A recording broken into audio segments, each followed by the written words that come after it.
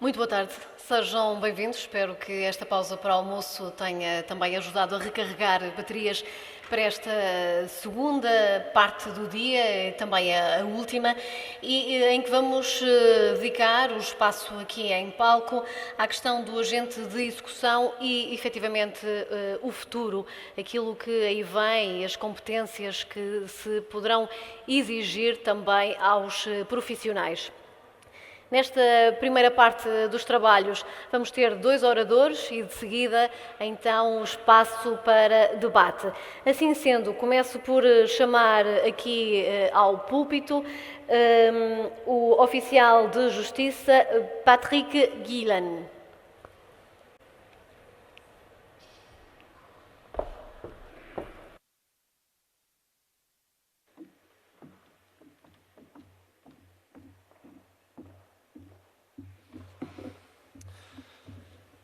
First of all, I would thank the Bastonado Paulo Teixeira and Duarte Pinto for the invitation to this event. It's a real pleasure to be here in front of you. In the 10-15 minutes I have, I will try to talk to you about blockchain. So maybe after lunch it's not the easiest topic, but I will try to be very clear. I will begin with a little definition of the blockchain, and then I will see if we as judicial officer have a place in this new digital world. So first the definition, and then I will talk to you about the judicial officer as actor in the blockchain and then as user of the blockchain. First, a definition of the blockchain. The blockchain is a registry, a large database that has the particularity of being shared at the same time with all its users, who are all equally owners of the registry and who all have the capacity to integrate the data into it according to specific rules set up by a computer protocol. In other words, it's a possibility to certify the integrity of a digital document. One important point in the blockchain is to note that no documents are stored in the blockchain. Only codes are stored in the blockchain. So when we have a document, we have first of all to make a hash of the document. So it's a series of numbers and letters, and this we are putting into the blockchain. So you will see I will talk about on-chain. On-chain is something what's on the blockchain, and off-chain, the documents are not on the blockchain. So some of the characteristics of the blockchain. So first of all, it's a technology for storing and transmitting information, which has a particularity to be shared by all the users, so it's decentralization. It not depends on a central authority. It's fast and it's secure. What you do with blockchain cannot go wrong. If you send something, it goes from one place to the other place. And the application is much broader than only cryptocurrency. You have all the blockchains, you have the use of the blockchain can use really in a really large way here. Now we have also to make a distinction between two different types of blockchain. We have on the first side the public blockchain, and on the other side the private blockchain. The public blockchain is a multitude of servers managed, and this is the registry. The source code is public, so everyone can see how it's constructed. And the registry is also public. It's the transparency of the blockchain. And when I take the private blockchain, it's also a multitude of servers, but all is controlled by the same entity. So here you have not a decentralization, but you have against a centralization. So these are not the real true blockchains. And you see in the legal, the blockchains that are developed for the legal professionals, most of them are private blockchains. To resume, what are the most important things to remain from the blockchain? First of all, security. Secondly, transparency. Third, traceability. It's open source. and decentralization. These are really the most important things. Now we are going to the next point, the judicial officer as user of the blockchain. You have to know we have two worlds. We are the legal professionals, and on the other side we have the IT guys, the geeks from the blockchain. And for the blockchain world, 1 and 1 is always 2. But in our world as legal professionals, 1 and 1 is never 2. It can be anything else and sometimes never 2. So we have to combine these two worlds to understand each other and to make a construction of new competences for our profession and how we as legal professionals, as judicial officer, can have a place in this new world. First point is how our profession adapt itself regarding all the new digital assets we have. First question, can we seize digital assets? The first question we have to do is to see what says the case law. We have one decision of the High Court of London from 2019 who says on a very clearly way that the digital asset is a property, so it has a value and so you can seize it.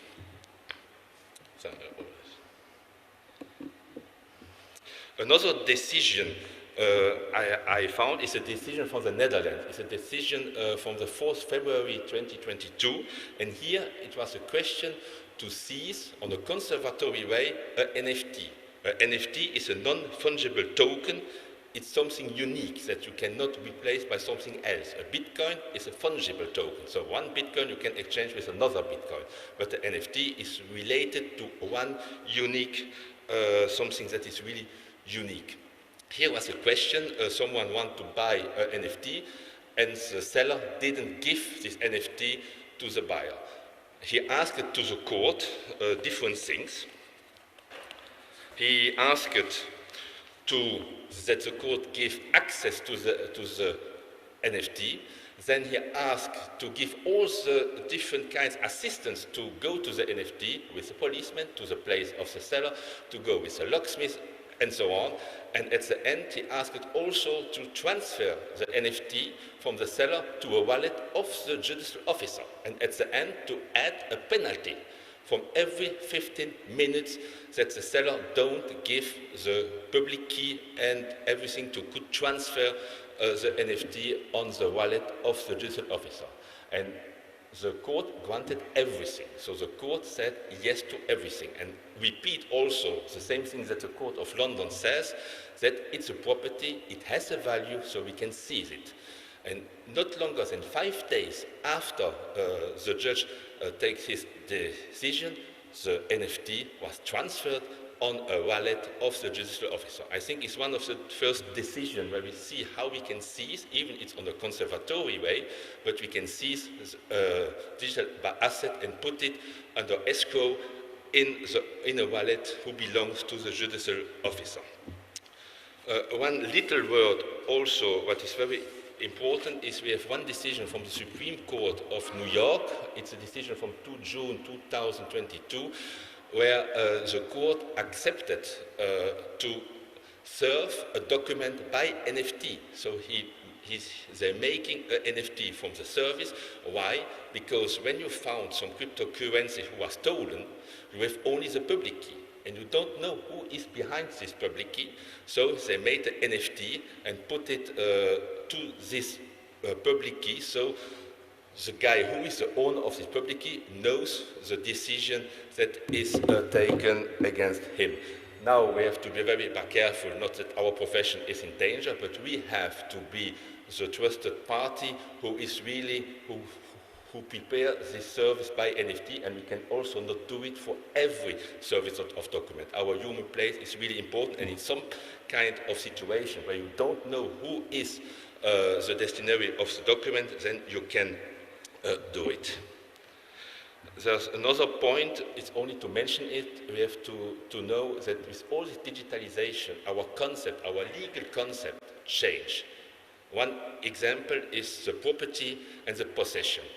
When I have a Bitcoin, I have not the possession of the Bitcoin. The Bitcoin is on a server. If I have no access to my Bitcoin, the Bitcoin still remains on the same place. I lose my access. If I lose my public key, the code to open my public key, so the access to my assets, so here the property is changing. So the property is not possession, but the property is access to something. Now I go to my second point, is to talk about one one project that is running since 2 or 3 years, where we try that our profession has a role to play in the blockchain. And this is a project of Logion. It's a public blockchain, so it's an open blockchain. We are creating our own token. It's an open source blockchain, so what we are creating, what we are writing on a technical way, everyone can see what we are doing. Transparency and decentralization, because it's not only one judicial officer, but the purpose here is to be really cross-border and to find in every country who can be this trusted third party to give the trust in the blockchain. For the moment, it's the trust in the blockchain who is really the failure of the blockchain of today. Why? I give only one example. The biggest platform who sells NFTs is OpenSea. And OpenSea says on a clearly way that 80% of the NFT they are selling are false. So there is no control. So you don't know what you are buying when you go on OpenSea. It's a right. NFT, are the rights behind the NFT granted or not? So we can only do this to become legal grade, to put our legal word in this world of blockchain. And how it's functioning, so we have created our own wallet, and one very, very important thing, we are not talking about a private blockchain that is controlled by a private company. No, I have my own node on the blockchain. When I put something on blockchain, I do it on my node, and I'm responsible for my node. We have a profession, we are responsible when we are serving a document. We are responsible when we are making our seizures. Here is the same. I have the control. Here you see the platform, how I can get in. I have my account, my public key, and then I go in, and then the first thing I do, I will tell you here an example I did beginning of October to secure a piece of art, the certificate of authentication. So how to secure this document? When you are buying a piece of art, a painting or something, you receive a paper, a nice paper. But what happens if the paper, you have a fire in your house and you don't have your paper? If someone has made a copy of the paper and says also I'm the owner of this painting, this is a problem to make really to secure all these documents. First of all, when someone is coming to me, I want to secure something, I have to know who is coming to me. So I have to make an identification of this person. And I'm responsible what I'm asking to him. I ask his ID card, I can make a phone call with him, I can make a Zoom with him to see his face. It's the same with the ID card, the proof of his company, and also the proof what he's giving me from information, because I cannot control everything, but what he gives to me, he is responsible for what's given. Really putting the responsibility and have all maximum information of the requester. And then I create a lock. A lock is a legal officer case. It's the same as that then in your office we have a case. Here it's the same case, but on the blockchain. And here you see the example. I don't know with the mouse if you can see it. No. You see the hash in the pink border. It's what's put on blockchain. And so as I said, you have a document. The document is not on the blockchain. The document is on a server, and I have access to this document. The people only see the hash on the blockchain.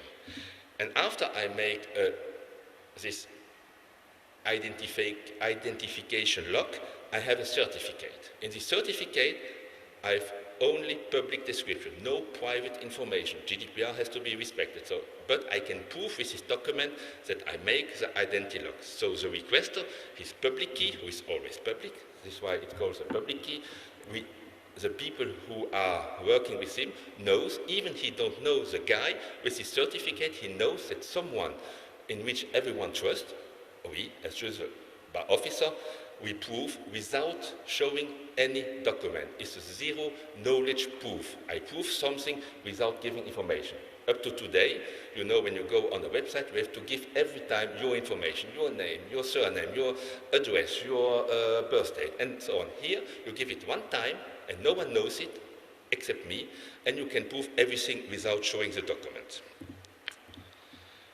After this, I go to secure this certificate of authentication of this piece of art. What I do, here a requester was coming to me, he has made an agreement with a gallery, they make a contract, I put this contract also in the blockchain, I make the hash of this mandate, and the hash is putting on the blockchain. The gallery has an agreement with the artist, also an agreement, I put this but on the server, I make a hash, and the hash is putting on the blockchain, and then the certificate the same. I take the certificate, I put it on my server, I make a hash, and the hash will go on the blockchain. So I have all the traceability from the beginning to the end. And here you see how it's put on the blockchain. So you see the document. So the document I can always I keep the document safely on a server, and I'm responsible for it. This is not on the blockchain. And under you see what is published on the blockchain authentication certificate. You have the submitter. I'm the submitter. I put it on the blockchain on my node, and I'm responsible of this node. And then you have the document hash. This means that every time I can control that this document is equivalent to this hash. So every time I can do the control, a judge can do the control, everyone can do the control, that is always this document, the original of this piece of art. And even I make a copy of this document, I scan it, I will not have the same hash. So it's a one time, you cannot have this two times on the same time. Here you see the certificate of authenticity, and at the end you see a QR code. This QR code leads us to the certificate. So the person who is buying this piece of art receives this QR code, so he has access to the certificate, who proves that everything is controlled. And here you see again the certificate, not for the identification, but for the securization of this piece of art. And he can prove that all the legal controls have been done. So for sure, nothing can happen to him, and he's sure that he buys something from this artist because we make the control in the beginning. So we control the legal grade, so we control all the legal things, and this is, for the moment, not a lot happening on the blockchain. This is why on OpenSea you have 80% of the NFTs who are false. We have the trust of the sending of all the documents. We have this zero knowledge proof. I can go further in the zero knowledge proof. We can also prove our identity without saying nothing about ourselves. It's exactly the same because everything is controlled in the beginning. We can receive back, if I have buy this piece of art, I have my certificate, I lost my certificate, I can ask the judicial officer to get a new version of this certificate. And for sure, the judicial officer, so I have to make a due diligence and to be sure that it's the same guy who asked me and he is the owner. I make everything and then I can give him another copy of this certificate. And it's also important for our profession, and we can prove. Really, the proof is one of the important things to be sure what you are doing on the blockchain. I can talk about ours. Maybe it was a little bit complicated, but it's really something where we, as judicial officer, can have a new role to play in this world. And one of the important things is at the end, we can also make a statement of fact. So, because what I put on the blockchain stays the same. We have a timestamp, we have the hash. This cannot be changed once you put it on the blockchain. So afterwards, I can make a statement of fact if there is a litigation in front of a judge, and so also that the judge can see what we have done is something sure and secure, and that we can guarantee the rights of the parties in this regards. So I thank you for your attention, and I give the floor, I think, to Louis.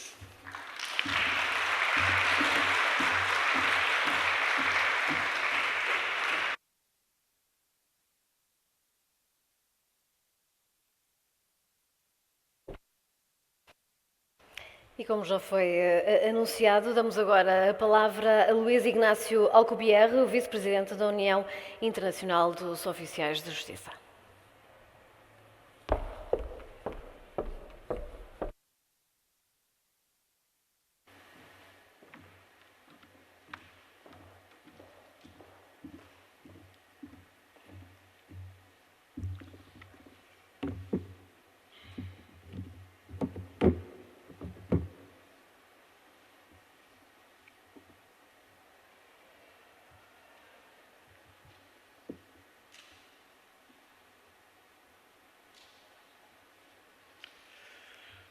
Hola. 4 palabras en portugués. Boa tarde, boa tarde.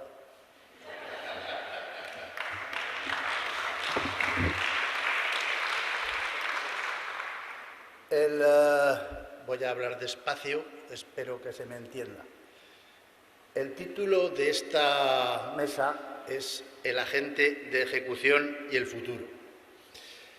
En el caso de España podría ser ¿en el futuro seremos agentes de ejecución? Esa es la cuestión. Llevamos los procuradores de España años y años reclamando esta función, y no por capricho, sino por constatar que nuestro sistema no funciona y ha quedado enredado en una trampa de burocracia, lentitud y melancolía. Hay que felicitar y hay que reconocer que los solicitadores de ejecución en Portugal han avanzado más en 20 años que nosotros en 600. Algún mérito tendrán. Hemos nosotros intentado demostrar a nuestros sucesivos gobiernos el fracaso de nuestro sistema y la posibilidad de solucionarlo, fundamentalmente equiparándonos al resto de Europa, pero nos sucede como a los israelitas delante del templo de Salomón, que hablamos con la pared. Nuestro último intento ha sido elaborar un informe en colaboración con la empresa Sigma 2 para poner en evidencia los males que nos impiden ser eficaces. De este estudio, que es extenso, voy a extrapolar algunas conclusiones demoledoras que tampoco hasta el momento han conmovido el duro corazón de nuestros gobernantes. Quizá porque, como es notorio, la eficacia de la justicia es un tema que cosecha pocos votos, al tratarse de un tema en el que 50% es beneficiado y el otro 50% es perjudicado.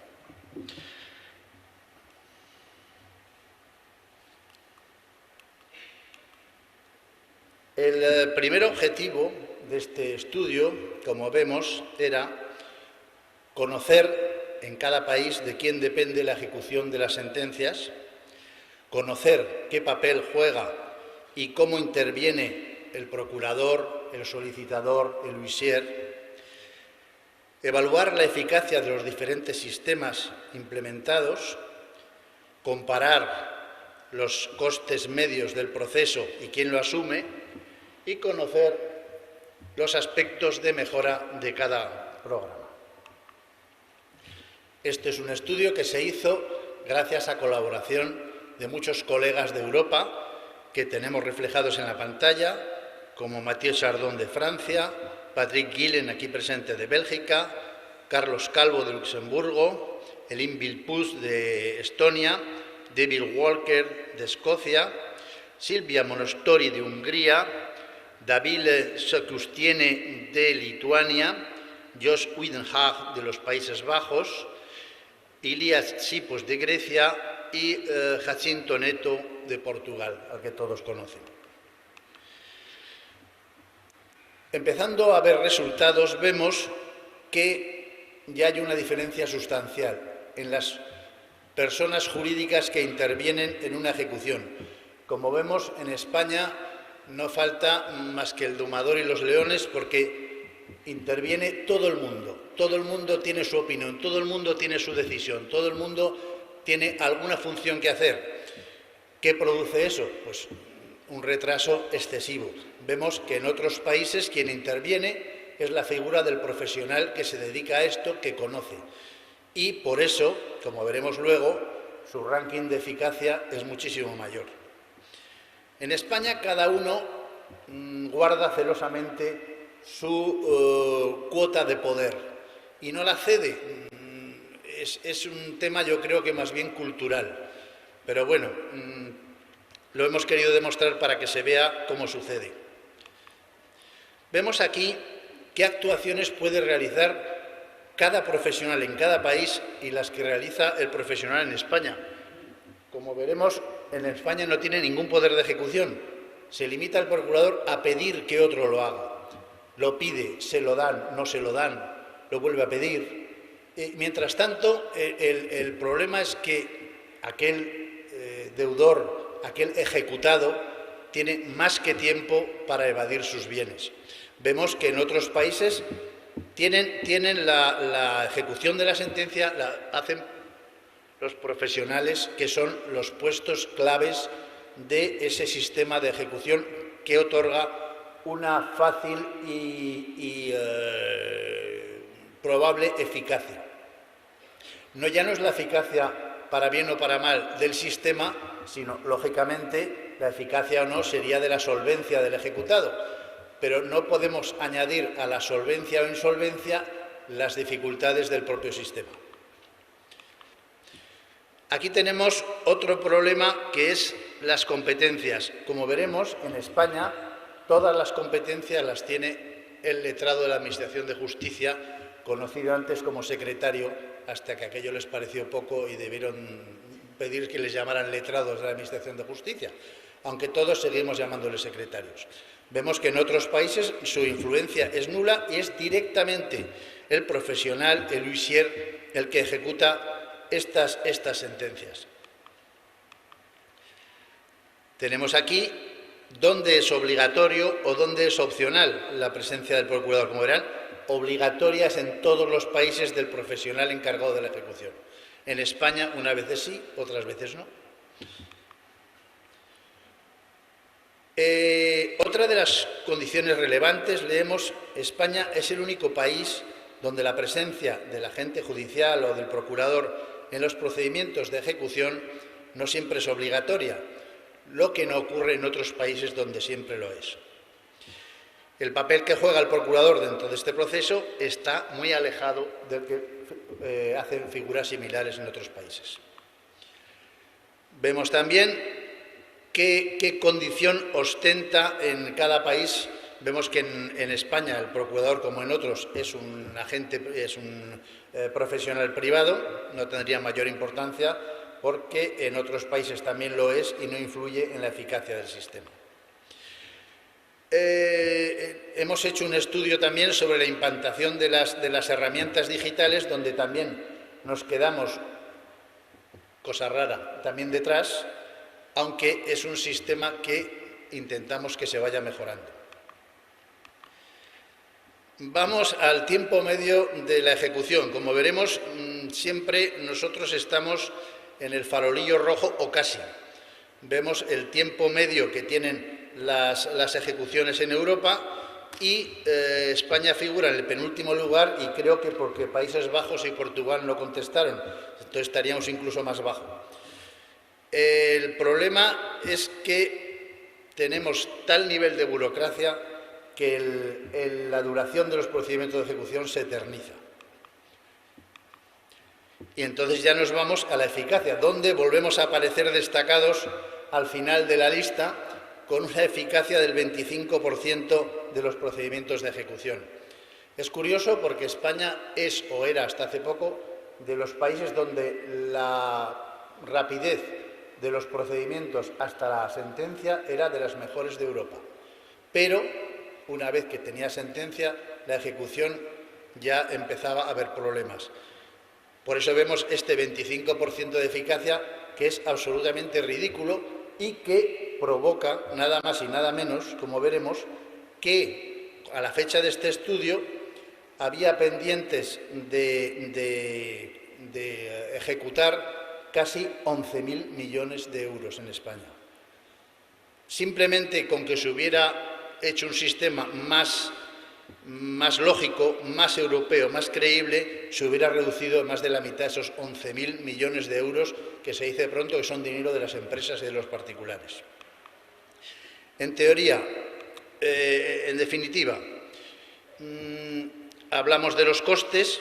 En realidad, en casi todos los sitios los costes los asume el ejecutado. Hablamos también de los problemas que tenían los profesionales en ejecutar sentencias fuera de su país. Vemos que, en principio, la situación no es problemática en la mayoría de los países.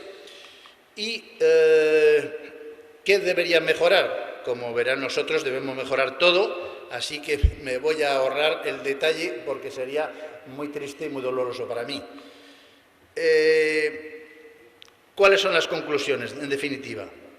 España es el único país de su entorno europeo en el que la ejecución de las resoluciones judiciales no está dirigida y no depende del procurador. En otros países, la ejecución recae en una figura similar, denominadas Huissier, agente judicial, solicitador, que ejerce su actuación de manera independiente, aunque siempre bajo control judicial. En estos países, la centralización del proceso en la figura del agente judicial, del Huissier, con la intervención de otros organismos o profesionales, favorece que este proceso de ejecución sea más ágil y eficiente. A esto hay que sumarle el hecho de que la mayoría de ellos, estos profesionales, disponen de medios y herramientas digitales. Todo eso se ha reflejado en los indicadores de tiempo medio de ejecución y porcentaje de éxito que hemos analizado, donde los países que mejor gestionan estos procedimientos y con mejores resultados son justamente aquellos donde el Huissier o agente judicial tienen una competencia exclusiva y mayor autonomía para gestionarla, además de contar con mayores medios digitales. No quiero extenderme en las conclusiones, simplemente dejar constancia de este estudio que fue muy elaborado, fue muy trabajado, fue muy celebrado y que no valió de nada. Entonces, muchísimas gracias a todos. Yo lo lamento, pero me hubiera gustado ser mucho más positivo.